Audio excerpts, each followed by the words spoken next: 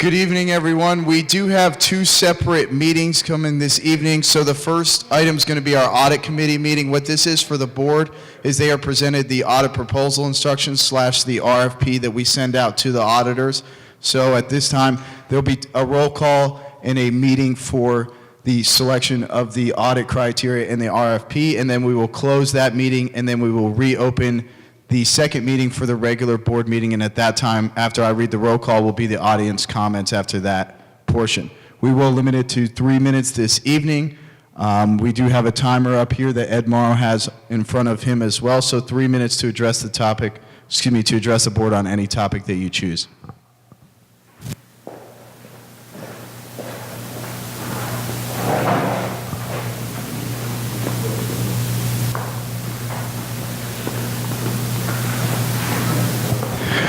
Good evening, everyone. Welcome to the meeting of the Audit Review Committee of the Grayhawk Landing Community Development District. Today is Thursday, February 22nd, 2018, and the time now is 6:05 p.m. We're located at the Grayhawk Landing Clubhouse at 12350 Mulberry Avenue, Bradenton, Florida, 34212. Present and constituting quorum, we have Jeff Evans, committee member, Ollie Kite, committee member, Tony Francis, committee member, Dennis Smith, committee member.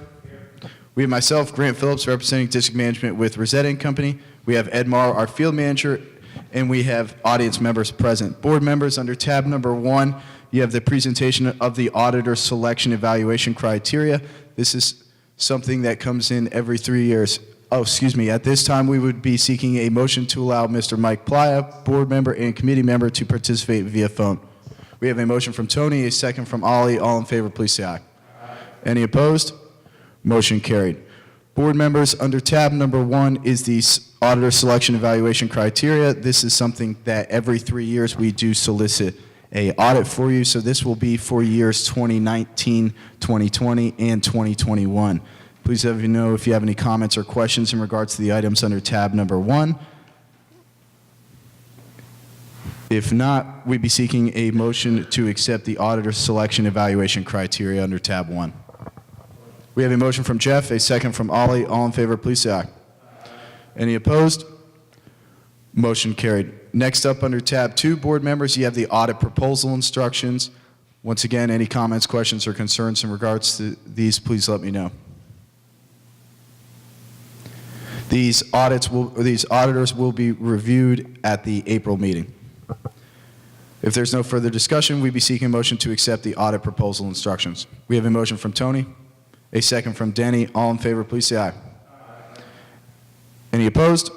Motion carried. The last item under tab number 3 is the presentation of requests for proposals for the annual audit services. This is the RFP that actually gets sent out to the auditors as well. Any questions or comments in regards to the presentation? If not, we'd be seeking a motion to accept the RFP for annual audit services. We have a motion from Tony, a second from Ollie. All in favor, please say aye. Any opposed? Motion carried. As mentioned, at this time we will be seeking motion to adjourn the audit committee meeting, and then I will redo the roll call and we will go into our regular Board of Supervisors meeting. Yes, sir. Correct, yes. We typically send to a pool of about 6 of them. At this time we seek a motion to adjourn. We have a motion to adjourn from Ollie, a second from Tony. All in favor, please say aye. Any opposed? Consider this meeting adjourned at 6:08 p.m.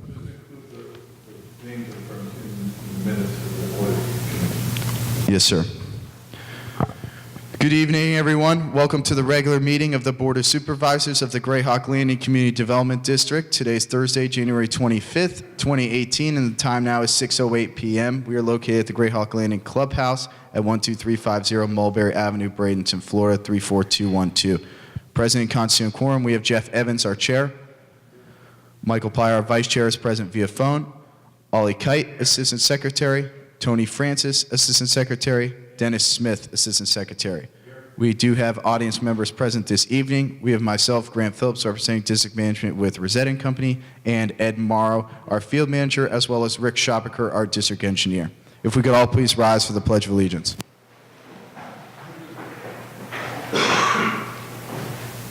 Pledge allegiance to the flag of the United States of America and to the republic for which it stands, one nation, under God, indivisible, with liberty and justice for all.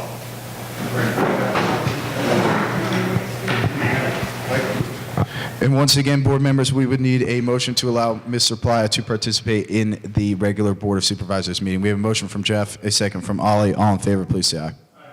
Any opposed?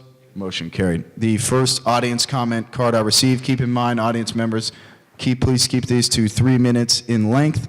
The first audience comment card I received is Mr. Bob Bianchi. Thank you. On a positive note, I see the curbs are being cleaned in the community. I think that's great to see. I'd like to know what areas are going to be done. Is it going to be the entire community or just select areas? The community is more than 10 years old and it's looking very tired, especially when we visit some of our neighboring communities where the landscaping looks much better than ours. We have a problem with many community areas where the grass is no longer existent. It's weeds or soil. And we have a HOA that holds the residents to a standard. They need to establish a certain quality of their landscaping. And I think the community property is falling down on that area, and we need to take a look at it so that our community is as desirable as some of the adjoining communities. The beds that are replanted several times a year look absolutely terrible.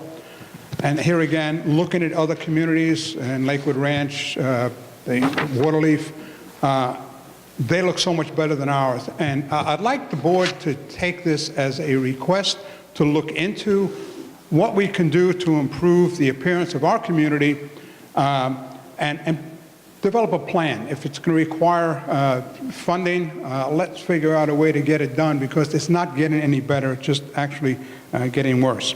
The other thing that comes to my mind periodically is the utilization of our guards.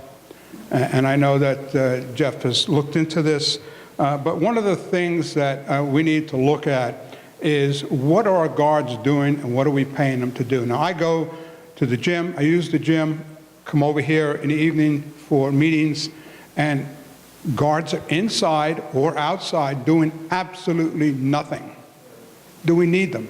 So I think we need to evaluate that and see if that's money being well spent or if it could be spent elsewhere. So thank you for your attention. Thank you, sir. The next audience comment card I received is Mr. Tom Fallon. Hi, good evening. Two topics I'd like to briefly touch upon. The first one is the exercise equipment status. When I'm in town, I work out every morning, so I have a pretty good understanding of the condition of the equipment. And I took the liberty to call a company called Hoist, which is the equipment that I use the most in San Diego. And I asked them about what maintenance should be done. I guess first of all, the good news is they told us the equipment that we have is the right equipment. It's made for the kind of use that we give it, and as long as it's properly maintained, it should last forever. What he told me is the equipment, every piece of equipment should be thoroughly lubricated once a week and checked for wire breakages. My understanding is right now we do that every 3 months. That may or may not be right. So every week is what they said, and it'll last forever. They also recommended a company in Sarasota called Gym Source to do the maintenance. They have an agreement. Right now there's a company we use in Tampa, it takes about a week for them to come out and it takes another week for the parts. Gym Source, and as I mentioned, I called them. They have a 2 business day turnaround to come here, and they have an agreement with Hoist 2 days to get parts in here. So I think if we really look at a thorough lubrication every week with the pulleys and the lubrication. Gym Source will come in here at no cost and give us a proposal if we want to consider that to properly maintain it, look at what's wear and tear. But I know they do other equipment, but I just picked on Hoist. So that's my first subject I want to talk about. The second subject is the board members who call in, and again, this has nothing to do with anyone in particular, but last month I found it very disruptive to have a board member calling in. They can't hear me, they can't hear the audience, they can't hear you. We pay $200 and they can't vote. So I would really ask the board to consider people calling in because I don't think we're getting our money's worth. And again, this isn't a reflection of any individual. This is just the disruptive nature of it and the fact that the people on the phone can't hear us. A possible solution could be a little bit in that if a board member that can't be here can call in, if they have an action item, call in for the action item, or you call them at a certain time. But I just don't, I find it disruptive, and I don't think it's a good use of our resources. Again, it's nothing to do with any individual. Thank you. Thank you, sir. Next, we have Mr. Dick Casino.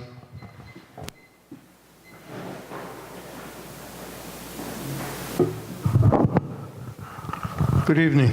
First, I want to thank the gentleman and his wife who does the video every month for putting his time in and doing so and demonstrating to the public the problems that we have here and the solutions.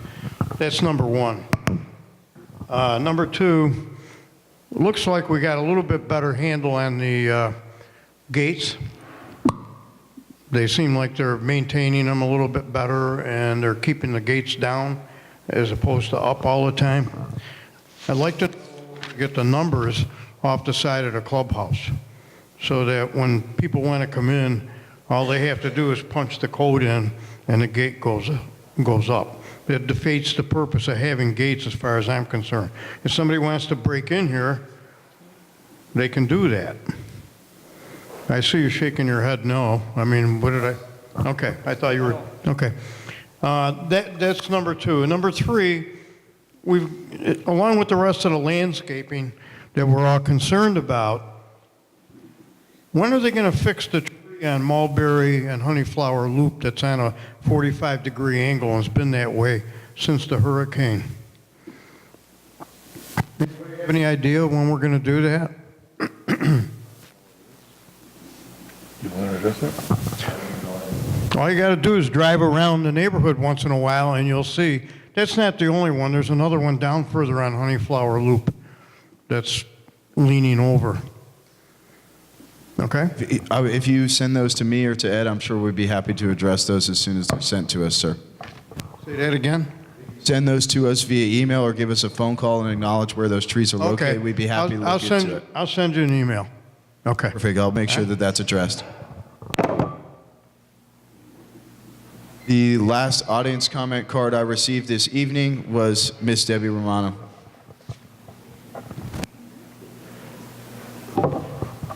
Hi, guys. Y'all know that I'm part of the GHL Men's Committee. We were talking about we need some storage space somewhere. I spoke to Mike about it a little bit. We wanted to know about maybe trying to find a place to maybe do a 12 by 12 structure of some sort to be able to store all our stuff in. Right now we're using everybody's garages in the neighborhood. We just don't know where to start. You know, we talked about we would do fundraisings to pay for it, but we just wanted to see if somebody could give us where to start, if we were allowed to do it. So I just wanted to bring that up tonight. Could you look into the potential cost? Yeah, what Ed and I will do between now and the next meeting is we'll put together some cost estimates for what it would cost, and we can even work with Debbie if you'd like as well, and then we can go ahead Talk about. and then we'll talk Okay. about it at our March how it gets meeting. funded. Okay, sounds good. Thank That you, works. guys. Thank you, Debbie. Or you could also check out at the same time, doing that, it would research it. Location for shed, maybe. Proposal over there. And I'll work with staff on that, and we'll have something for the next meeting to review. I did not receive any further audience comments at this time. Seeing none, we'll move forward on our agenda, and we will move forward into the staff reports and update. The first item is the aquatics update. Mr. Playa, at this time, do you have any aquatics update at this time for the board and audience members? Yes. Hello? Please proceed with the aquatics update.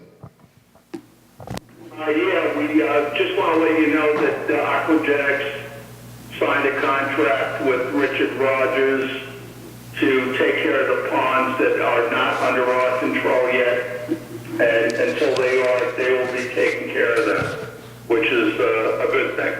So it won't cost us anything. Also, the treatments in Greyhawk West. Richard has committed for like 2 treatments for, we're going to try and do with one of the bonds 3 months in a row, and he's committed to at least 2. And Aquagenics will give us a good price on the 3rd if we need to pay for it. But we'll try and get the 3rd treatment from Richard Rogers. But we've made some progress, but we're trying to do some different things to solve the problem, not just make it better. It's better, but it's not done yet. And the last thing is, because of the drought and the freezes, the frost, there's a shortage of both land plants, aquatic plants, and fish. There's been some fish kills or whatever. And so what we want to do is make sure that we keep up on top of this and make sure that we water stuff in a timely manner, because there's going to be a shortage. We have 7,000 for the plants and fish. My thing is for this year, I think we need more for plants, so we have a $7,000 budget. I would go with 4,000 for plants, 3,000 for fish, and I would like the board to, and we'll do what we've been doing, the ponds in Greyhawk West, the newer ponds, to do more plants and more fish there, and then also along the both boulevards or whatever. So it'll probably be 4,000 for plants, 3,000 for fish. Hello? It's good. Thank you, Mike. But we need to make a motion to, what I want to do is just make sure that we water them soon enough, and so we're not, knocked out of, we don't want to come up short on either one. And also, that would also be with Brightview also on the regular plantings.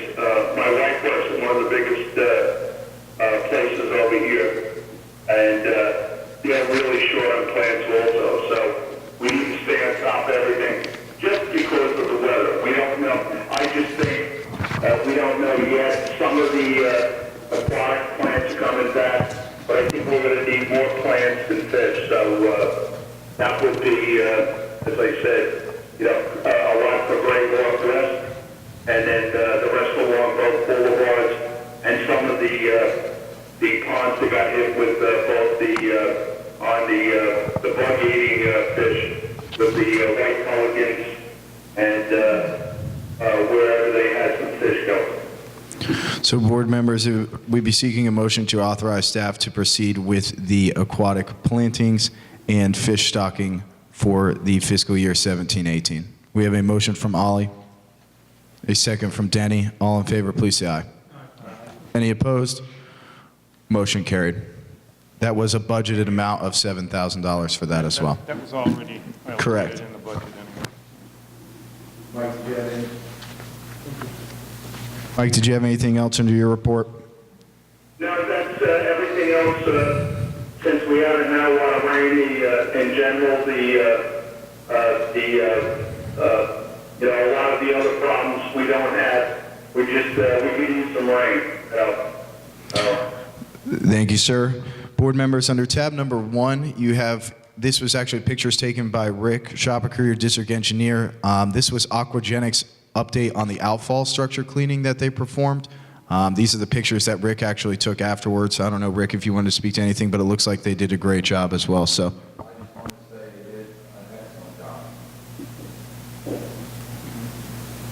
No motions needed or anything in regard to that. That was just more to show you the work that was performed between the last meeting and this one as well. So next up, board members, if there's no questions or comments, under tab number 2A, 2B, 2C, and 2D, you have proposals from Aquagenics for Brazilian pepper tree removal. First, tabs 2A, 2B, and 2C, They are $2,000 a piece for those areas, but if you look under tab 2D, the vendor Aquagenics incorporates them all into one and gave us the discounted price of $4,800 instead of doing them individually for $2,000 a piece.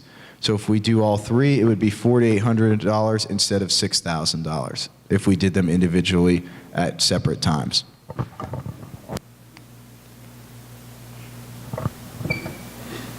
Any comments on the requirements of this? But you're recommending that this removal be accomplished? Yeah, Joel. I mean, you're encouraged to remove the nuisance, and Aquagenics likes to treat them after removal to help prevent them from coming back. For this price, to have the invasive species, for the amount of work he's going to do is pretty good, so.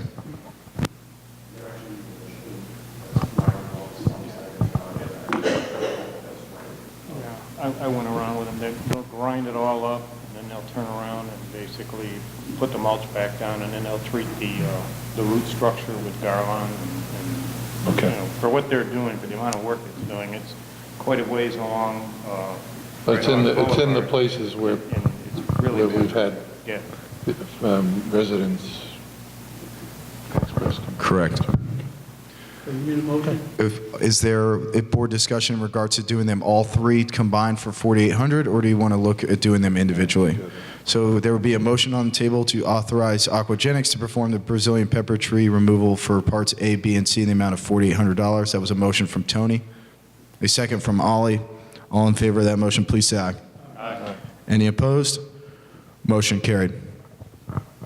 The next up is the landscape update. So under tab number 3, you have your quality assessment report put together by Nick Wolf, and we also have another proposal, it looks like from,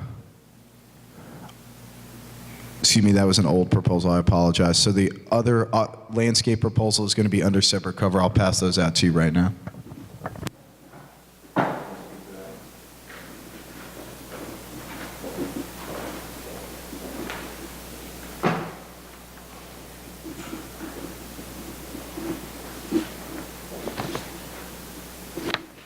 The first one you have is for the spring flower changeout for 2018.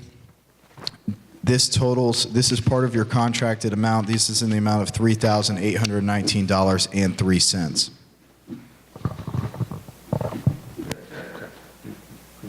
Everybody have this?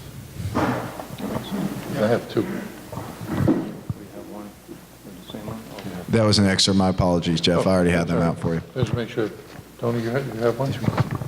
Spring Yes. planting? Spring flower change? Okay.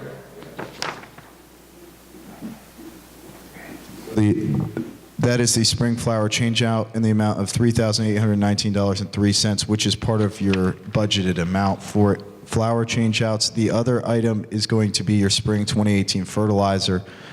This is in the amount of $5,243.75.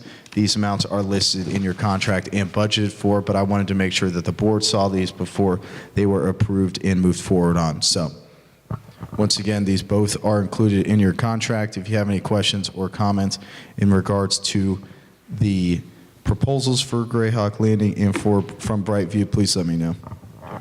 Just to be clear, this is maintenance. It's not enhancement, right? Correct.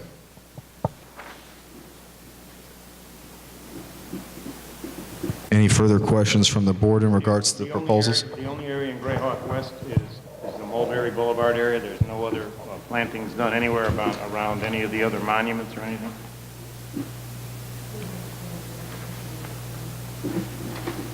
Because I think Jeff had indicated a while ago that when we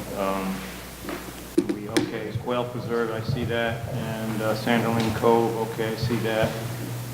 Okay, it looks, all right, it looks to me like it includes the same areas, okay. All right, thank you. Okay, you I'm okay with satisfied? it. Yep, satisfied. Okay. Okay. then. Like I said, board members, those both are included in your contract. I just wanted to make sure that you saw those Is there any questions in regards to those two proposals? If not, we'd be seeking a motion to approve both the spring 2018 fertilizer and the spring flower changeout for 2018. We had a motion from Ollie, a second from Tony. All in favor of that motion, please say aye. Aye. Any opposed? Motion carried. The other item that we had under separate cover, Ed, will you pass these out to the board members for this one? This one is from Olive Branch, and Ed will speak to this one. He just received this one this afternoon, so. This one this afternoon, and also the one that's in front of you for the resident. This would be for, there's some trees in the front of State Route 64, pine trees deteriorated just like the ones on the boulevard. From the boulevard, we have some in front of the guardhouse in the median that are also died out, and then we also have some on Brambling, which also have died out, and I have a quote from Olive Branch to have those removed, flush cut and removed.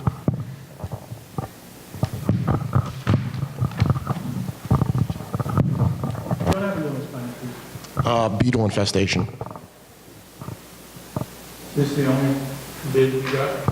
That was the only bid, yeah. The other places, the last time we went with Casey's Tree Service to do the same exact work, we saved like $500, but again, it took them a month and a half to do the work, and all the stuff was sitting out. So I suggest for the $500 savings, I think everybody would be a lot better to have it done in one day and removed. Sounds good. Any further discussion from the board members? If you would like to make a motion, is that a motion on the table from Tony? A second from Ollie. All in favor of that motion, please say aye. Aye. Any opposed? Grant, I'm sorry, no, I'm sorry. Motion carried. Yes, sir. Just going back to the flower change. Correct. One of the items is pine fine mulch. Is that what we've been using? Yeah, it's a finer mulch. It's going to look different than the flower mulch bedding. Fine. Now, is that going to be red or is it going to be dark? It's going to be a light brown. Light brown? Okay. And the second for Gorilla Clean, it's for $1,495. I just got this back about 20 minutes ago. This would be for the barrier wall on the front of State Route 64, and it would be also for that same wall for the residents that their backyard would be facing the wall on Brambling. We just had the walls power washed on Blackbird and Peregrine. They did an excellent job. The wall on Brambling is also a real bright orange in the back. No one's complained about it, but it's hideous. So I'd like to have this taken care of for those residents over there. How often do we do this? This is the first time that we've done it since I've been here.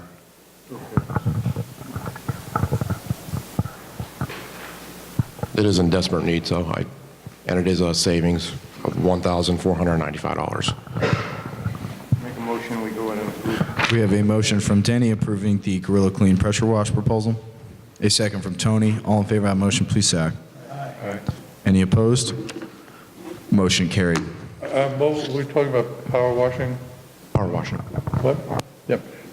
One of the audience comments was about power washing process and schedule. Yeah, right now Frank is power washing the curbs and monuments on Greyhawk Boulevard and Mulberry. He just started this past Monday. And then Gorilla Clean finished up their work on Tuesday, which they power washed the circle on front of Greyhawk Boulevard, in front of the rec center. They power washed all the pavers and the curbing. And also Frank is also sealing those pavers with a sealer that we purchased. Any further questions? We're still under the landscape update. Anything further in regards to any landscape needs or issues at this time? Moving ahead, under staff reports, we have our district engineer, Rick Shopaker, present. He does have under tab number 5, your striping repairs and tabulations.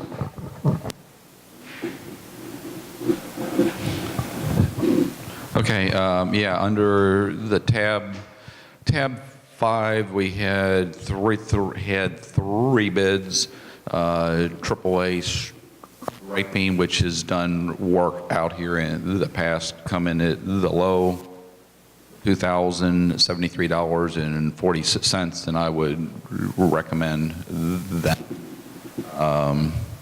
And the map is in there to show all of the areas that we've identified.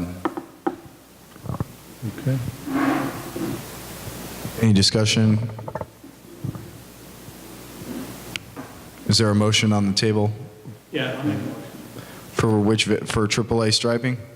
Yeah, We have a motion on the table from Tony approving the AAA striping repairs proposal in the amount of $2,073. Is there a second?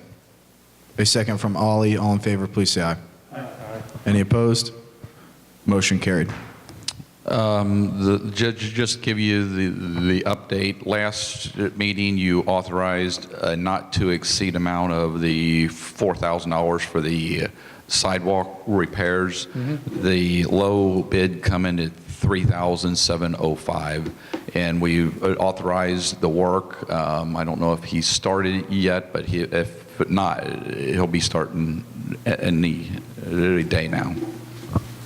Then the next item under tab 6 is the State Road 64, the update, and I'm going to defer to Grant to summarize that.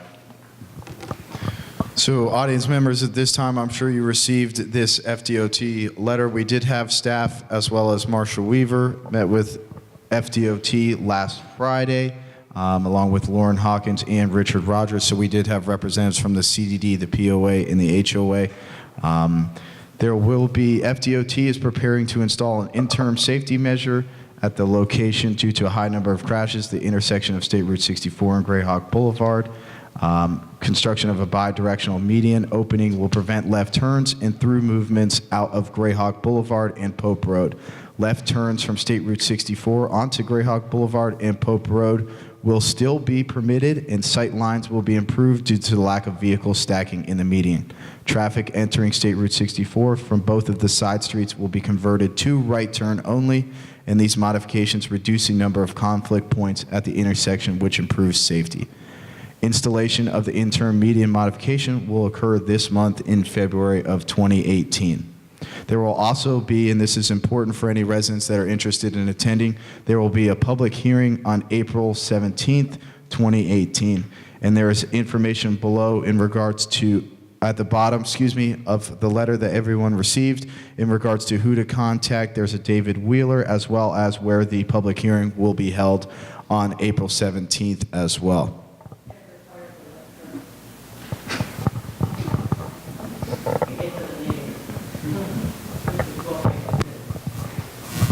Board members, any questions in regards to those State Route 64 and FDOT's determination?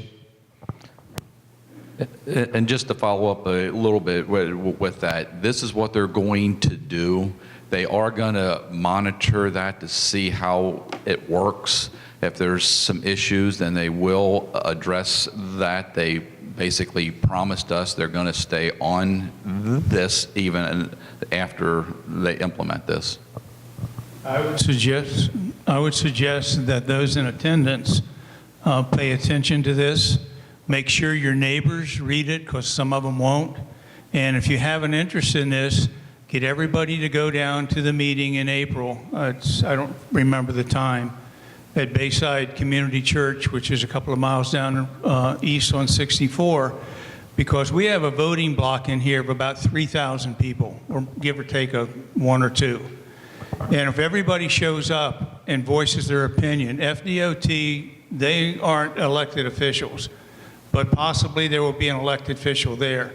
I personally think that this is going to cause more issues, because everyone will be anxious to get out, to turn right. The traffic coming from east going west on 64 isn't going to slow down. And there's a possibility that even more accidents can occur, because now we have to go across 2 lanes, go down to the first place we can make a U-turn for those that want to go east on 64, and there's going to be issues. And so again, go out en masse, make sure you get your neighbors to go, and let's show a presence, because previous meetings, there's only been probably 10 or 15 people from Grayhawk that have ever shown up. Marcia? What they said at the meeting, and Jeff was there, Grant was there, I was there, and Rick, this is a done deal. The meeting that is the 17th is to go over the timeline for Rye Road, Lorraine Road, and Grayhawk West, Grayhawk, our entrance. And what they said at the meeting Friday was the traffic light, the temporary traffic light that's going up at Rye Road was going up in June. They have to cure it. And then they are going to start the roundabout 2019 for Rye Road, and it will be done in, no, not 18 wrong. months. 2 years, they said to allow 2 years. Yes, and for Lorraine Road and Grayhawk, it is going to be a roundabout, and that will start in 2023 and complete it in 2025. What they told us Friday at the meeting was they had to make any changes to traffic flow. They understand the seriousness of it, and they took this all the way up to Tallahassee, Florida, to get this implemented. Now, they know that there's probably going to be problems. They think or feel pretty confident that once this temporary light goes up, that they'll, the light will get stopped, that traffic will flow. They've also asked the state police to be out, and the state police is in contact with FDOT. And of course, the subject got brought up about why can't we have a traffic light? And we watched video. They took us through everything, and they showed us that we just don't meet the criteria, that over a 12-hour period, we are averaging 23 cars an hour going left or going straight ahead. Marcia, did they say which 12, was it 12 midnight to 12 No, they were out here, maximum hours? and then they do an average, because we saw the tape, help me, Grant and Jeff, we saw the tape like at 7 o'clock. It was 7 a.m. to 7 p.m. Yeah. What's the footage? Yeah, and it's unbelievable. In fact, there was one, just to humor, a bus was waiting to make a left turn into Grayhawk, and of course everybody wants to cut across to go on Pope Road, and somebody out of Grayhawk was waiting to make a left turn and literally went around the bus to go down Pope Road. On the grass, over the grass. Over the grass. So if, to send people down there, this meeting is just the timeline. And I think the last time we had them, we all got frustrated because we were thinking they were going to take our input. This is all a done deal. Yeah. This is not a open forum, No. town hall hearing or anything. It's a information exchange from them to us. Who's our political representative here? Who's what? Our political representative. For this, who is the state? Your county commissioner. District Yeah. and the county commissioners? The elected official. Yes. Yes. Well, we have county commissioner. Trace. We have a state representative and a state senator. Send a petition with a caveat that he has to be voted in by the same people on the petition, or voted out. When we were at the meeting, they didn't ask us, well, what do you think? This is happening, and it's happening fast. Now, I'm going to tell you something, and don't hold me to it, but they're going to, if it doesn't rain Monday, their game plan, again, don't hold them to it, is that they're going to start set up this quick curve Is that in there? Monday night. They didn't say that. It didn't say it, because he said don't hold it, because a lot of Yeah, things. they're going to do it right away, as soon as they can. Well, And this- Marcia's absolutely right.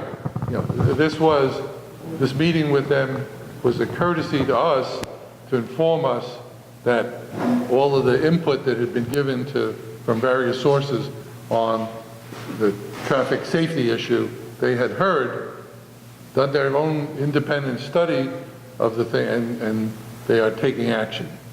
Now, some of us may not like the action, but everyone was clamoring for action. Well, we're getting it.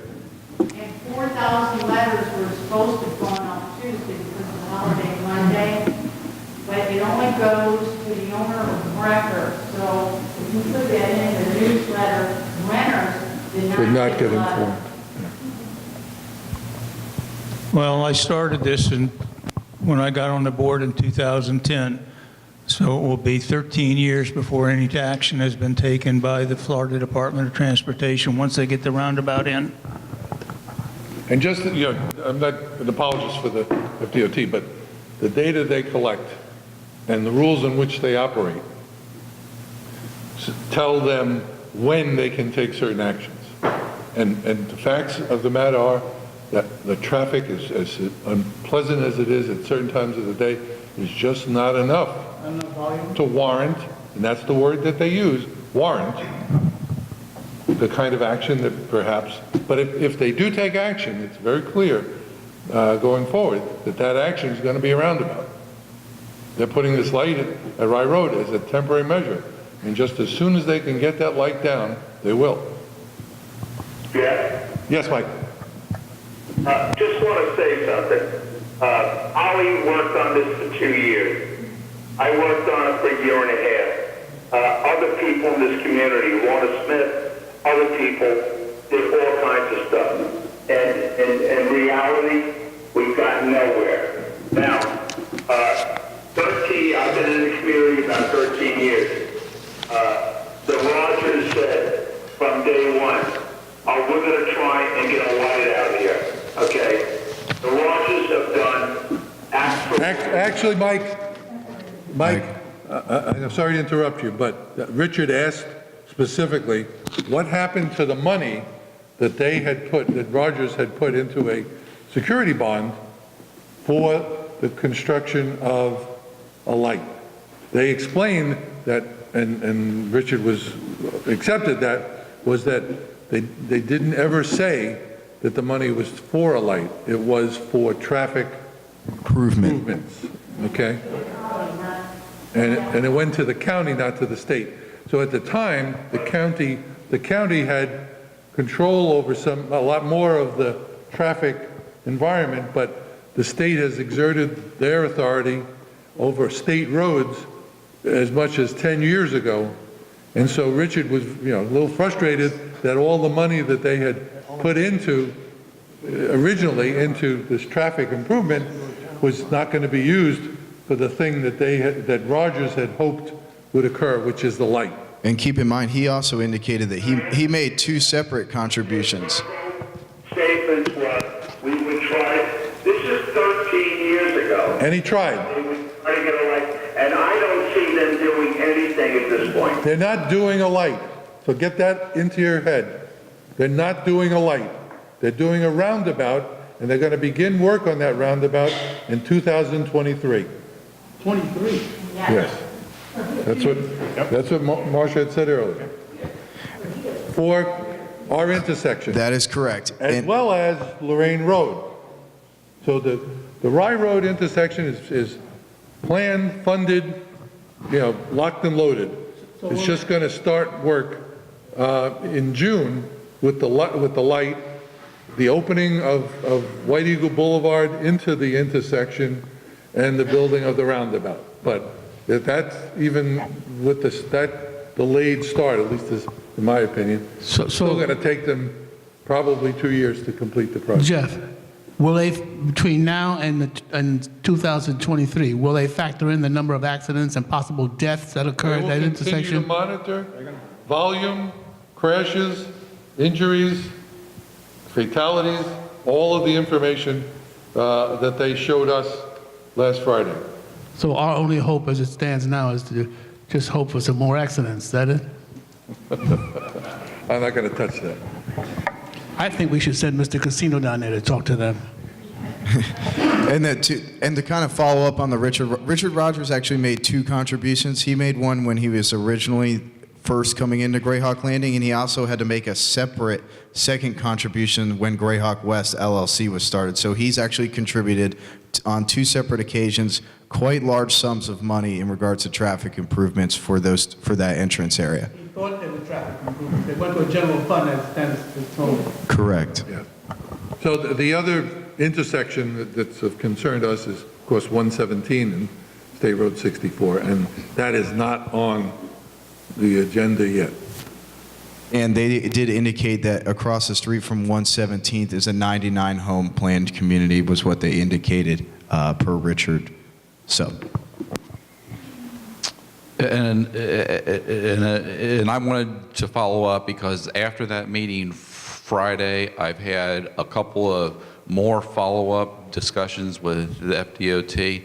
I'm still pushing that they do something up at I-75, that what they've done in that merge lane, I've asked them, could they re-look at that? Because if they take that out and make that just the left turn, or even build a temporary left turn, because the traffic we're seeing out here is a reflection of what they've done up there. So I've asked them to look at that. They like the suggestions, so they've sent it up the line. And I also requested that they try to expedite the connection of White Eagle to 64. I mean, the base is out there. They just basically need to pave it. So a lot of the traffic that's coming Rye, instead of turning on to Pope, which brings them right back to White Eagle, they could continue on straight there, which would relieve some traffic at this intersection here also. And I also, again, reminded them when the development across from 117th opens up, I said, I think you're just pushing this problem down the road. Further west. Yeah. So as Ali said earlier, this is an ongoing process. We need to stay involved, get our people active and communicate with our representatives and let them know that, that it's important, as will the other communities in this corridor. Okay, just a couple more things. The brick paver repairs at the exit has been completed. The repairs at the inlet on Snapdragon, the loop has been completed. The pond bank repairs, the contractor was out yesterday and today. He's basically conceded that he has to start over again. And so that will be done hopefully Monday at the latest. And that's all I had. Also, that pothole by the Rotary, by the fitness center was fixed. That was fixed. Was that something you guys did? That was something that Ed took care of. Anything else for Thank Rick? you for that. For Rick at this time, board members, for your engineer? Thanks, Rick. Thank you. Rick, thank you for your help. Next up is District Council. So actually, Andy Cohen's actually be calling in 7 minutes. I gave him a time window to call in for us. So I told him we'd call him. I told him that the only thing he's going to discuss is the resolution that he prepared, and that was the only thing. If we had any questions on that resolution, I said 15 minutes is all we'll need you for, and could even be less than that. So the update that he had on the regards to small cell technology is simply that Lakewood Ranch is scheduled a special meeting for February 28th next week, in which they will further evaluate, and they're negotiating the contract for the project as well. Next up, if there's no further discussion, we will have Andy Cohen, as I mentioned, on here in just a few minutes, is the property management report. A couple things, requests from the last meeting. The bike rack at the rec center was anchored down, so that no longer will be thrown in the lake. We purchased 4 new workout mats for the fitness center. The power washing, as I stated earlier, Frank will be power washing the boulevard monuments and monument islands. Gorilla Clean completed the parking lots at the clubhouse and at the rec center, the curbing and parking spaces. We added a new spotlight on the back of the maintenance shed due to the sidewalk that's going to be they actually put in back over there. They connected the trail, so we have a new spotlight for the maintenance building for security. And if there's any other questions. I just, an observation. I don't go to the fitness center, but the fitness center needs come to us here. And I'm just wondering, is there the lack of funds or resources to maintain the fitness center to the level of our expectation, not to be a competitor for the Y or LA Fitness, but to satisfy what it is that we spent the money originally to have the fitness center do it. And Is that mission being maintained with respect to the equipment, including replacement, upgrading, and so forth? And I didn't follow up to that, and I'll speak to this a little bit. I did create a chart and graph for Carlene to continue to update, so any residents that do have any questions in regards to when an item's been reported, when it's scheduled to be fixed, is it under warranty, what's the description of the repair, so on and so forth. I have asked that Carlene please keep tabs of that going forward, so you will have a clean sheet in regards to when a repair has been reported as out and when it will be repaired as well going forward. As far as in terms of any turnaround time, if the board wants to look at some other company, then that's up to the board, but Well, that's... I'll leave that to Ed and Carlene to make a recommendation if they feel it's appropriate. The company, the one resident mentioned, Hoist, was the company that Fitness Logic buys their parts from. The same company that he recommended would buy their parts from Hoist as well. Fitness Logic is the same company that services the YMCA, the county, and all the major brands in Bradenton. So I we use have them in multiple other communities as well. We have the best people for the fitness center as Fitness Okay, Logic. well, just, if you feel that warrants, further investigation, then we'll do it. Otherwise, we just keep, one of the looking for our existing vendor to do the job we expect from them. Is there a need to have that vendor come more frequently to service the equipment? That is the standard for all the other YMCA, the other big chains. I could call if that's something that you guys want to do. If you want it done monthly, that's up to you. Why don't we see what the fees would be? Okay. All right, well, there's no problem with us getting a fee for what it would cost us to have them come out. One of the residents indicated that some of the equipment should be greased and lines checked, wires checked weekly. If we're not doing it weekly, we're doing it every 3 months, that doesn't sound to me like it's adequate. But do we want to look into other companies or other contracts or other, schedules that will satisfy the needs and try to minimize issues with the equipment? There is no company that comes out weekly and does that. I mean, that's something that if you guys want a special service, a special... No, I don't want anything special. I want to understand, is every 3 months adequate? Why don't we see what my recommendation is, let's see what the price is next month for what it would cost for them to increase, to come out monthly. You also are coming up on your budget here in May, so if that's something we need to change the budget line item for, then we can do so at that time to have them come out once a month. We have a pretty significant budget line item for that equipment, don't we? Correct, but I mean, I anticipate with them coming out instead of once every 3 months, basically quarterly to coming out monthly, it's definitely going to increase that cost dramatically, so. And there's also a resolution out there that indicates, how long equipment has to be kept in service, and then when we put new equipment in and stuff like that. Correct, that's listed in your, the last 5 pages of your reserve study. Okay, thank you. Anything else for Ed's report at this time, board members? Next up is my report. The next meeting is going to be Thursday, March 22nd, 2018 at 6 p.m. in this location. Another early meeting because the first falls on a Thursday for March.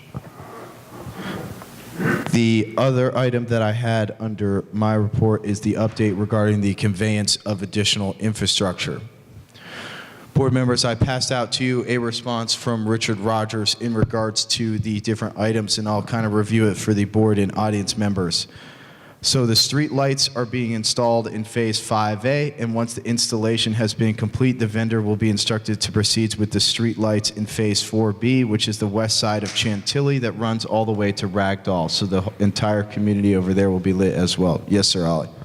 We have dates for 5A and for the other time for 4B. He indicated that they would be done prior to, I believe he said the end of March was what, I'll wait till Jeff gets back, but he stated that if we want, I can have him include that in there as well, so. Next up is all ponds have been inspected and treated by Aquagenics in the last week in regards to the midge flies, and he's, as Mike indicated, he's going to continue with that. He did indicate that he will not be contributing to any Mulberry irrigation improvements. He did indicate that he's going to add an additional neighborhood monument on the corner of Chantilly and Mulberry, and it has been contracted to be installed, and monument lighting will be included. Thank you, Andy. We'll get to you in just a minute. The next up is the directional bores have been completed to run wiring to all the monuments which have not been lit. He also, the last item he indicated was he's having 3 additional pedestrian bridges are being constructed, and completion should coincide with the completion of his final phase of Greyhawk. So there will be an additional 3 pedestrian bridges that he's currently working on now. So before he is leaving the community, which he indicated will probably be within a 2-year time frame, there will be an additional 3 pedestrian bridges as well, which will once again become CDD maintained infrastructure once those are complete. Where are those bridges located? Those are in his final phase, Phase 5B.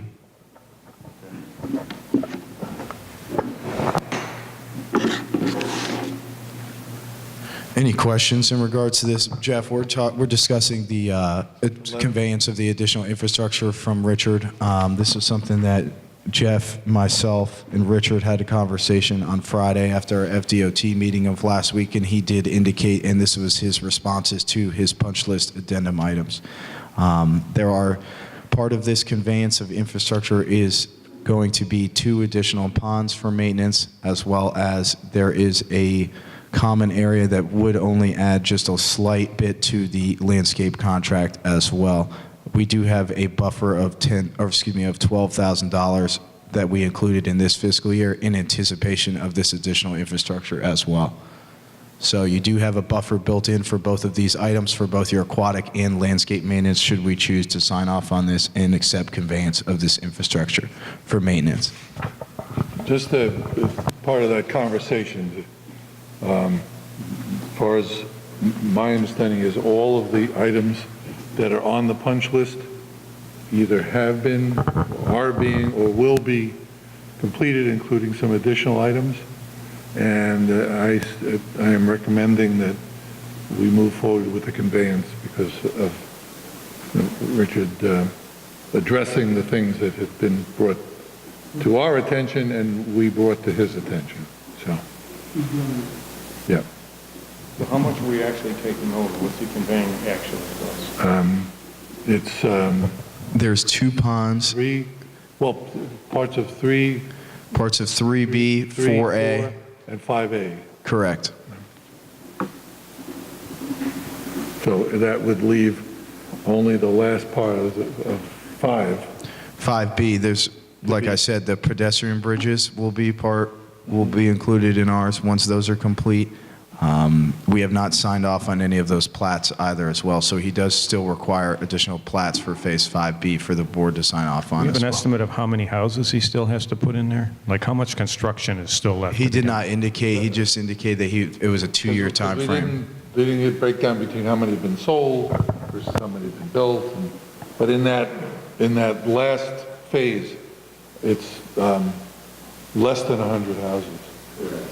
In what, 5? Yeah, 5, it's like only 26 houses over in 5B, I think. Yeah, but there are more that still have to be built. One of the things I felt was encouraging is he committed to doing some things that we hadn't even asked.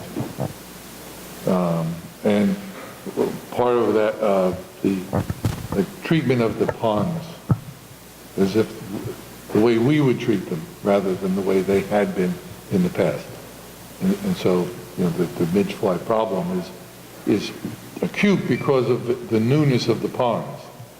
And if the treatment can begin as soon as the pond is created or soon thereafter, then it will help alleviate the problem sooner as the pond matures because of the treatment. So I move that we accept it. So we have a motion on the table from Jeff, a second from Tony to accept the conveyance of the additional infrastructure from Richard Rogers and Sam Rogers Properties. We have a motion and a second on the table. All in favor of that motion, please say aye. Aye. Any opposed? Motion carried. Next up, board members, you have under tab number 8, you have your off-duty patrol reports. Please let me know if you have any comments, questions, or concerns in regards to the off-duty patrol reports. We did only receive 2 of them for this past month. I believe I just saw them come through actually about 10 minutes ago on my email for the new patrol reports. So, yeah, correct. There's only 1 warning listed. They typically send them towards the end of the month. So like I said, I just received them about 10 minutes ago from Manatee County.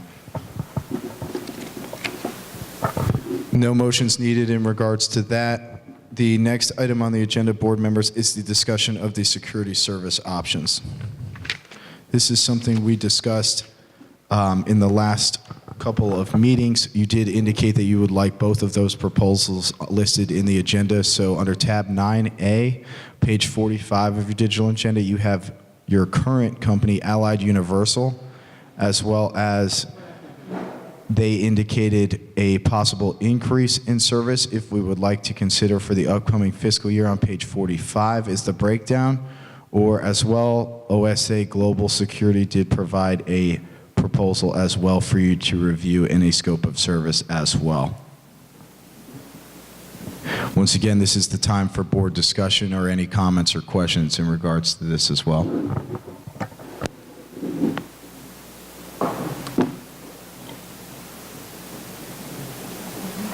So what is the,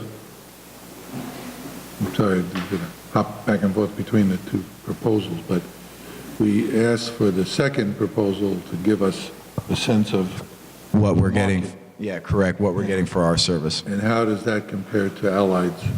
We actually are paying less for our guards than for OSA, if I'm not mistaken. Correct, Ed? The rate, well, what the guards are being paid is less. Correct. So the guards are being paid $15.45 an hour on page 51. Okay, so what's your recommendation on this? Ed, or? I have not worked with OSA prior to this. I've only worked with Allied Universal. I don't know any further information in regards to No, but OSA. is the proposal from Allied This is our appropriate for what we requested? Yes. Okay. Because I'm concerned about any comments about the guards. And so, the whole thing with the front gate and keeping the gate closed and keeping the gate guard on a schedule rather than wandering around. That, because the budget on that is pretty tight with respect to the number of hours, and so unless we wish to cut out some times of the day in terms of coverage, that we are pretty, not say bare bones, but we are pretty basic in our level of coverage.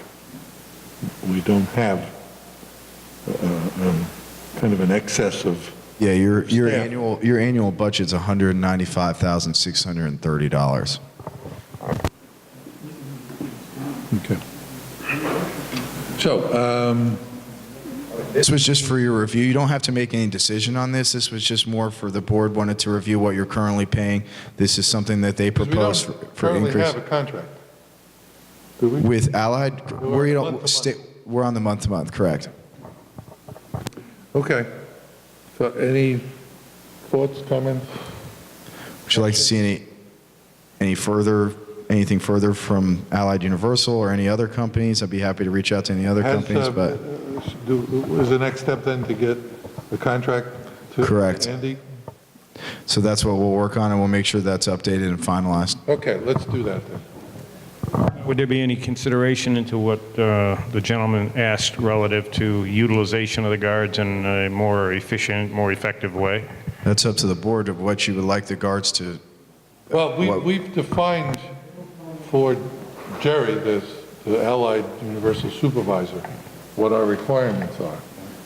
Now, if they're not being met, then that's an implementation problem, not a design problem. And in speaking with Jerry, and Jeff will speak to this, if you have any issues with any of the guards and you have an individual that you would like for us to speak with Jerry about, then please let us know and we'd be happy to do so. And Jerry was indicative of that as well. So I'm going to leave that to Ed to work through with Jerry and the site supervisor. If there are any gaps or any anomalies in the service level. But the design of the service level is sound and is, well, it's not Spartan, but it's certainly conservative in terms of expenditure.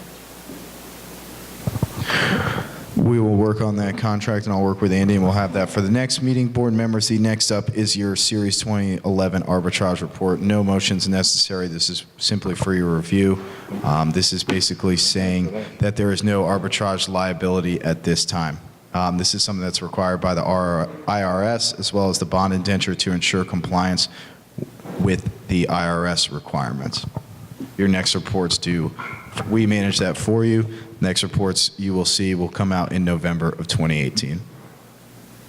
Grant, this is Andy. The board has to do a motion to accept the report. So board, at this time, we'd be seeking a motion to accept the arbitrage rebate calculation Series 2011 report. We have a motion from Tony, a second from Jeff. All in favor, please say aye. Any opposed? Motion carried. Next up, board members, under tab number 11, you have your January 2018 financial statements. On page 71 of your digital agenda, board members, you can see your year-to-date actual numbers. You are at $447,833. Your year-to-date budget is $423,828. So we will have to start looking as the months come closer to the end of the fiscal year. We will need to start monitoring that a little bit closer as well. But you are about $20,000 over current budgetary spending.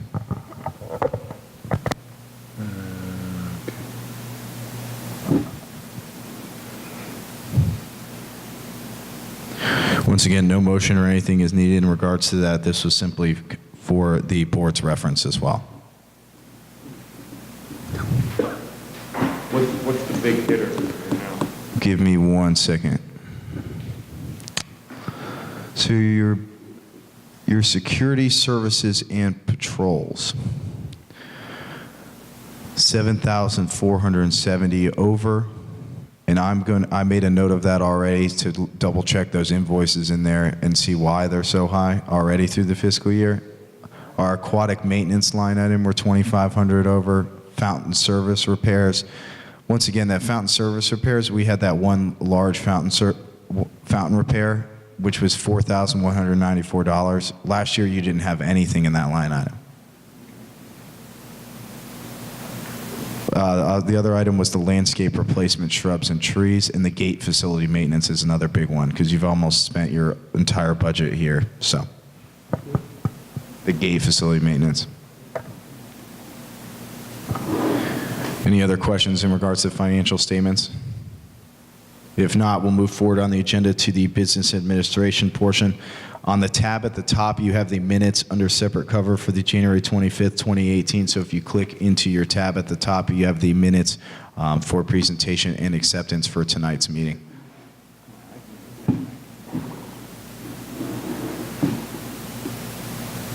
Any comments or questions in regards to the meeting minutes as presented?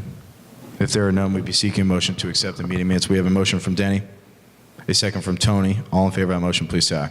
Aye. Any opposed? Motion carried. Next up, under tab 12, you have the operations and maintenance expenditures for January of 2018. These total $112,918.54.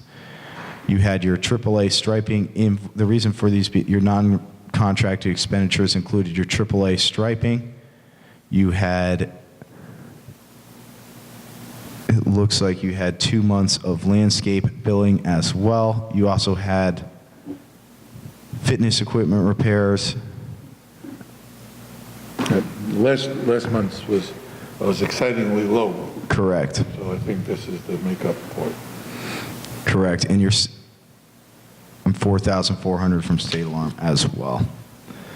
The next item is, we'd be seeking a motion. Do you have any questions in regards to, or comments in regards to the invoices that have been paid for January of 2018? If there are none, board members, we'd be seeking a motion to ratify the operations and maintenance expenditures for January of 2018. We have a motion from Tony. A second from Denny. All in favor of that motion, please say aye. Aye. Any opposed? Nay. Question of, how far in, the right word, how far behind invoicing from the vendors is the actual payment? What's the kind of cycle time? In terms of when we receive the invoices to when we pay them, is that what your turnaround is? Typically, they give us a 30 to 45-day window to pay the invoices. So typically, we receive the invoices, and then they come across my desk. I review those invoices. Then once they go past my desk, then they're paid. Typically, we cut checks once a week, so it's typically about a 3-week turnaround between receiving the invoice to them receiving. We're not holding invoices waiting for the No. 30-day period to get close to, we're just handling them as they... Correct. Okay, good, thank you. Next up, board members, is the business items portion of the agenda. The first item is the consideration of the Audit Review Committee recommendations. This was something that we did, if you keep in mind, the very beginning of the meeting, we had the Audit Review Committee where you looked over the proposals and audit review criteria. This is just a motion to accept it in your regular Board of Supervisors meeting to accept your recommendations. We have a motion from Tony, second from Ollie. All in favor, please say aye. Aye. Any opposed? Motion carried. Next up under tab 13 is Resolution 2018-01 authorizing the investments. If you keep in mind, this is for the investments of the reserved funds. If you recall, Rod Bettini, he is not available this evening to call in. He did just indicate that about 5:30 this afternoon. He's in California right now and is unable to call in. This resolution, though, would be incorporative, and I'll let Andy Cohen speak to this as well, this investment resolution. Andy, can you hear us okay? I can. Thanks, Grant, and I apologize for not being able to be there first, so thanks for letting me appear by phone. I just wanted to go through a little bit of the resolution. You'll recall, Board, that at the last meeting we had a draft in the packet. The Board asked me to fill in some of the details and produce a more final copy for this evening, which is what you have in front of you. Basically, when going through it allows for the investment of our operating reserve fund as well as our bond reserve fund.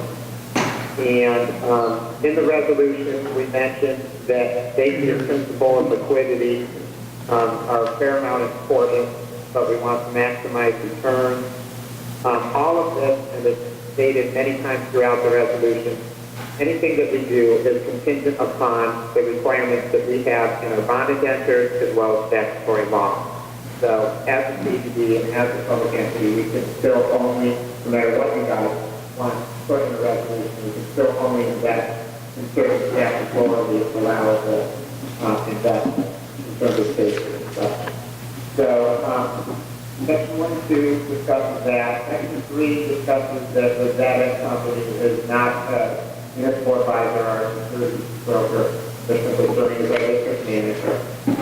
Section 4 is where we talk about who the authorized individuals would be to make these investments. And as we talked about at the last meeting, the way I've prepared this is that it's the chair, and in the chair's absence, it would be the vice chair. Now, if we decide to make the investments that we've been talking about through the offering that Mr. Bikini brought forward, we're not talking about making trades daily or anything along those lines. It would be pretty much a one and done kind of a thing. Very infrequent kind of thing. And then, just proceeding through the resolution, section 5 talks about that we'll give a copy to the trustees. Section 6 talks again about if there's any conflict with statutory law or bond indentures, that those provisions are governed. Section 7 is simply the effective date. So this resolution doesn't mean that you have to make these investments, but it allows for these investments and it authorizes who would do it. One more thing I wanted to point out, and that's in section 4, is that as drafted, it says that the chairman or the vice chairman in his absence would endeavor to bring any contemplated transfers to the board for consideration at least 30 days before a trade is needed. So it's not required. We are giving them this authority, but we're also saying that we'd like to, unless there's an emergency or something like that, which I can't envision, we'd like them to bring it to the board for consideration. So, I would do that's that. it in a nutshell. I'm glad to answer any questions. There you go. Andy, what would be any further documentation or authorization to actually utilize the firm that has brought this to us? What would happen is that you, if the board was to pass this resolution this evening, and as I heard Grant say, Mr. Bikini was not able to make the call. So if the board passed the resolution this evening, then you as chairman would have the authority to speak with Mr. Bikini, come up with a proposal that you decide that, you know, if there's going to be some direction from the board, but Yes. come up with a proposal that is going to invest, let's say right now, the bond fund, reserve fund. And then you bring that back to the board with, you know, hey, we're going to take, making up the numbers, we're going to take $500,000 of the bond fund, we're going to put it in this treasury note, this is what the yield is going to be, etc. So with this resolution in place, it would allow you as chair to go forward and bring back some proposals to the board. I will say, if this is the direction that we're moving, we should also have a discussion tonight about a couple of threshold things. One, do we want to invest just anything at all? If we do, is it just the bond fund? Do we want to also potentially invest the general fund reserve?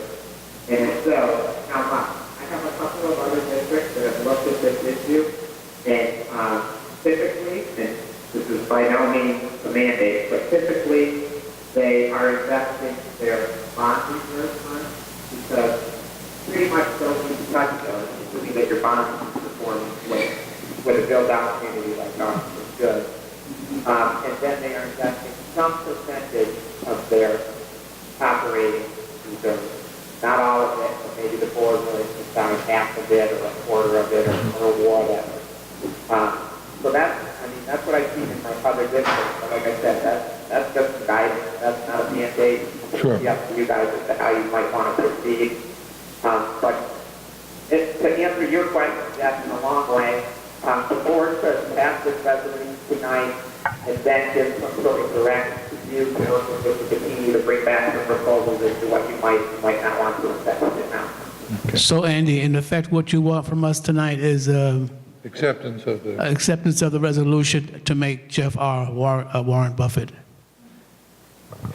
So, I hear you, but I think you said so the board could move for acceptance of this resolution and then wait for additional proposal. that was a lot more. that was exactly what Tony said. Clean it up. So, board, at this time, is there a motion on the table to adopt Resolution 2018-01, authorizing the investments and authorizing the chair to speak with Rod Bettini as well? That was a motion from Tony. A second from Ollie. All in favor of that motion, please say aye. Aye. Any opposed? Motion carried. At this time, is there anything further for District Council Andy Cohen at this Well, time? just what Andy said at the end, paraphrasing Tony, that we would take up next month discussion of implementation. Correct. I mean, you can take it up next month, not tonight, you know. No, we'll wait for, I'd rather wait for Mike and you to be in residence.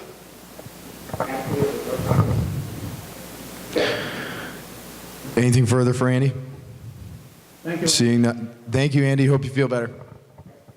All right, thank you, everyone. Have the rest of the meeting. You take care. Board members, under tab 14, you have your final business item, your presentation of your action item list. Your first item is the cell tower in Grayhawk Landing. The update on that is that, Harrison Ranch, or not Harrison Ranch. Lakewood Ranch. Lakewood Ranch is having their special meeting on the 28th, so Andy will bring that back in March. Next up is the pickleball court potential, and this was something you asked staff to give your recommendation in regards to how to proceed. In speaking with Carlene and Ed, we have come up with the following, and I'll let Ed speak to this as well. As previously stated, we do not recommend turning the basketball court into a pickleball court. Our suggestion is to add 2 pickleball courts onto the existing tennis court. As an additional structure. The lining, just the lines, the paint. Just the lining. Paint the lines onto the So tennis both- court Repeat the same thing we did. as the first one. Okay, so all of our tennis. But that's not up to my decision. That's just my recommendation. That's Correct. This is just staff recommendation. This is not our decision in regards to this as well. Are we going to consult the majority of the pickleball players about their feelings at least about this? No, that would be the tennis people are the ones that would be upset.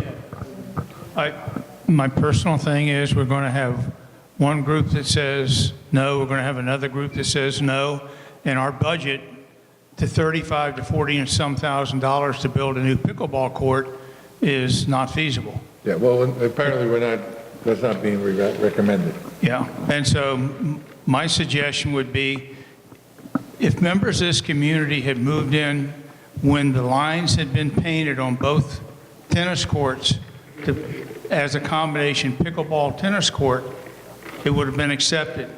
Now it's changed. No one really likes change. And so my recommendation is I would go with what Ed said, is to convert the other tennis court to pickleball courts and then work out a timing situation where pickleball users have it so many days a week for certain hours and the tennis players have it so many days a week for certain hours. Yeah, that's should be able to work out because, quote, we're all adults here. Maybe we can have them work it out. We get improvement out so we can. And the other option would be just to leave it as is and have the one court with no lines and the other court with the pickleball lines. So Yeah, but that would be my recommendation, because unless you go out and you let these people know you're going to convert it, you know the furor we went through when we converted it last time. You're going to have and a lot of people have come in here wanting to use tennis courts as tennis courts and not use them as a shared pickleball tennis court option. So my suggestion would be, at this point, leave it like it is. Leave it like it is and let the pickleball people bring their case to the board again, because the tennis people will certainly bring their case to the board. Yeah, and just to, I agree with Denny. Nothing in the data that was collected suggested it was a compelling need. Well, I mean, they've indicated there's only Increase our 15 to pickleball 18 capacity. people playing pickleball at any given time. I mean, are you going to get 3 times that if you have 2 courts? Or is it just going to make it easier so that the 15 to 18 people have a lot? And now you've taken the tennis courts theoretically away from other people because they do not appreciate nor are they happy about having those additional lines put on there. Denny, we aren't taking anything away from anybody. What we're asking the individuals to do, if we convert this other court, to work out times when they can go have it, tennis players that play their tennis, pickleball players that play their pickleball. They need to work it out. And I think right now, they have adequate facilities to use, and therefore, the need to convert the other court, I don't see it as a requirement or an option or even a big need right now. I think what you're saying is sometimes people just object to the lines being there to begin with. Absolutely. Is that this board's recommendation moving forward? Does you want to just continue as is? Well, there's four of us, so we have a motion to, Sure, I'll make a motion, continue as it is. Motion from Ollie, second from Denny. well, leave it as it is? Oh, okay. Just kidding. So we had a motion to continue with the tennis court and pickleball courts exactly as they are. Motion from Ollie, second from Denny. All in favor, please say aye. Aye. Any opposed? Motion carried. Would you like this to continue to remain on the action item list, or? Not necessary. No, we can put it on hold. I'll place that, Wait for the next wave. I'll place that in the on hold section. Yeah, move it down into the hold section. Will do. Next up is the Midgefly and Greyhawk. That is going to be something we continue to monitor. The common area maintenance plan. The next item is going to be the updated irrigation proposals that we are still waiting on from Nick Wolf and Brightview. Yeah, I would like, since we don't have those tonight, and they were supposed to be here, I'd like to make that an agenda item, if we can, for next month, so that we can look at those proposals and have an opportunity to discuss the feasibility and the fiscal responsibilities that we have and any other issues relative to both Greyhawk East and West. So I would like that to be an agenda item on the next meeting. I will. It has to do with the irrigation proposals that were supposed to be delivered here tonight. We don't have them. It's for the additional irrigation along Mulberry and any other repairs, and making sure that there's irrigation at all the monuments, and basically that's it. I'm looking for that to be an agenda item so we can discuss all the options available. And I made note of that, and I'll make sure that that is an agenda item for the next meeting. And also, I want to bring up too, the frost damage from that last frost. We have a lot of plants that are dead out there, and we have some that they look half dead and half alive. So we're going to wait a little while, another month, and so nobody's upset about it. There is a lot of foliage out there that looks terrible, but it could be coming back. Ed, let me ask you a question. Remember when I took you to Frank clearing up the area behind my house in Missouri? We were running past, and they were having an issue with the branches hitting the mowers in the head, so that's why we just hacked that off. That wasn't Brazilian. That was a Brazilian, yes. So those things were killed but left there dry.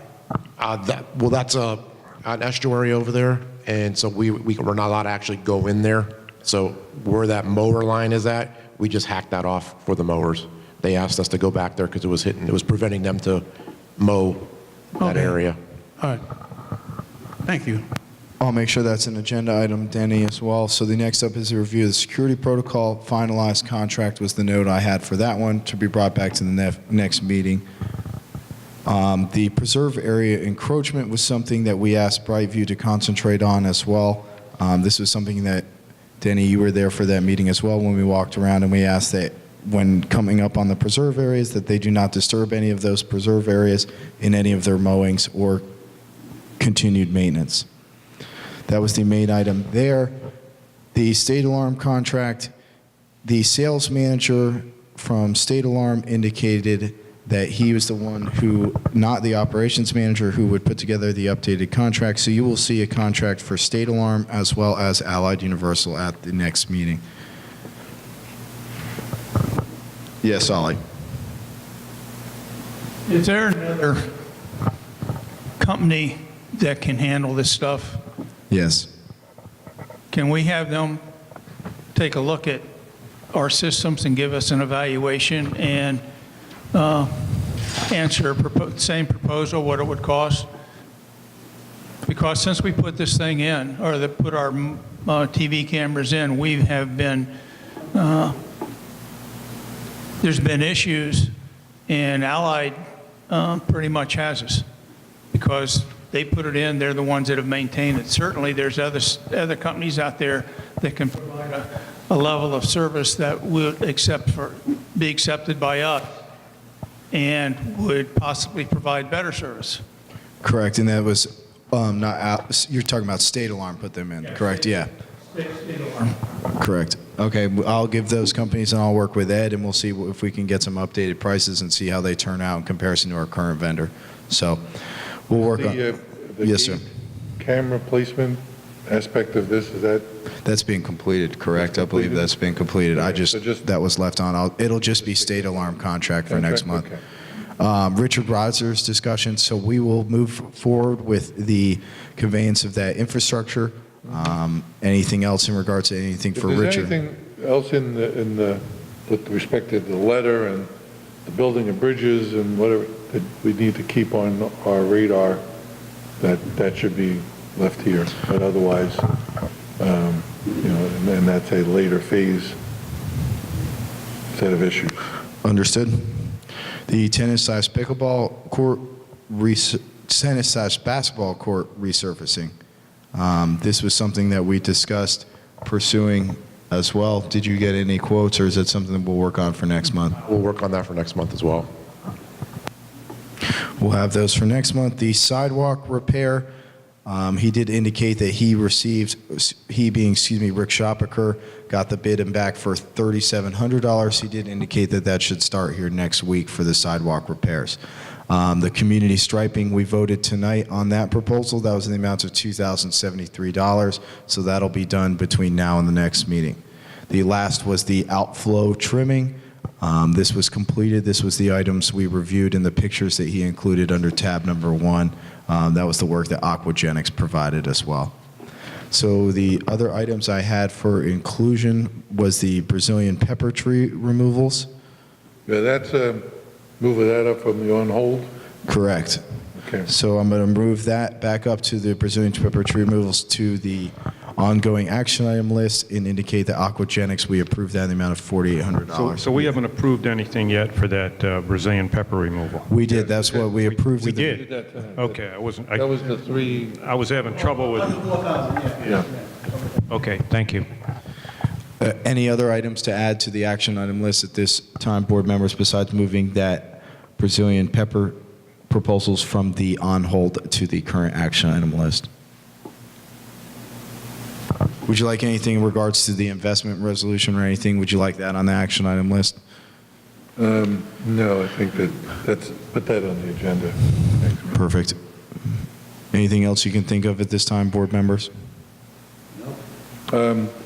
The gate management, in terms of gates open, gate closed kind of thing, is that something that was mentioned in the comments? Correct, the audience comments. He indicated that, I believe he stated that it was, they were doing a better job of maintaining and we hadn't any issues. That? I'm not sure exactly what he was referring to. No, it's about the gates being open outside the daytime window that. Yeah, I thought he indicated. Allows them to be open. CIA access, the gate company actually, and Richard Rogers is overlong, yes. Yeah, and I'm pretty sure he indicated that, yeah, those times were fixed. But he also wanted to understand when we were going to take the signs down off of the building that had the gate codes on there. Well, the gate codes are required. Yeah, well, he needs to understand that that's not available. We can't do that. Correct. It's, okay. The sign was just an older sign, and we, instead of placing it, it was on the building, all we did was move it up behind the punch pad because people couldn't see the sign. So we left 2 signs up there for about 2 months. We're required to have. Correct. But there's nothing on the other gates. Too. It reroutes everyone to that front entrance gate. The other gates, excuse me. Any other action item lists that you'd like to see added, so on and so forth? No, just maybe a comment about the routing of people to the back gate who are not familiar with the community. Somebody puts it in their smartphone, and smartphone tells them Upper Manatee Road to the back gate, and there they are. So if there's any way to somehow fix that so that people who are GPS. interrogating. Everyone who comes to my house with GPS, it takes them to the back. Yep. That's, I mean, did Carlene work on that in the past? I don't know how to fix that, but. I mean, you would have to contact. All the services that route people, give direction, send people to the back gate. Vendors have to go there. Weren't we going to put Service people, visitors, whatever, they all wind up going to the back gate? Weren't we going to put a sign there that indicates go back to the front gate? We have. Yeah, I know, but why is that closer? Sure, of course. Given all the problems we're That's where I get sent. If I had, given the problems we're having at the front gate, maybe Yeah. a good thing that we, that next time. There is at every gate entrance now, there is a sign that tells you to go to State Route 64 for entrance. At the back gate? Okay. Okay, fine, all gates. Not Oh, probably Okay, thank you. within our scope of authority to fix. any other action item list? The next item, board members, is supervisor request before we adjourn. I only have the one request, and that you've got an invoice or a receipt right there that if you'd like to go through it with the rest of the board. It has to do with reimbursing the events committee for the heaters that they purchased during the New Year's party when it was, because it was really cold here. I think they were able to get these heaters for like $300, and the events committee took it out of their budget. And I'd like to make a motion that we reimburse them for that expenditure. We have a motion from Denny, a second from Tony. All in favor, please say aye. Aye. Any opposed? Motion carried. Any other supervisor requests at this time, board members? Seeing none, board Make a members will be motion, seeking we adjourn. We have a motion from Ollie. Second from Denny. All in favor of the motion, please say aye. Aye. Any opposed? Consider this meeting adjourned at 7:40 p.m. Thank you. Thank you. Thank you all.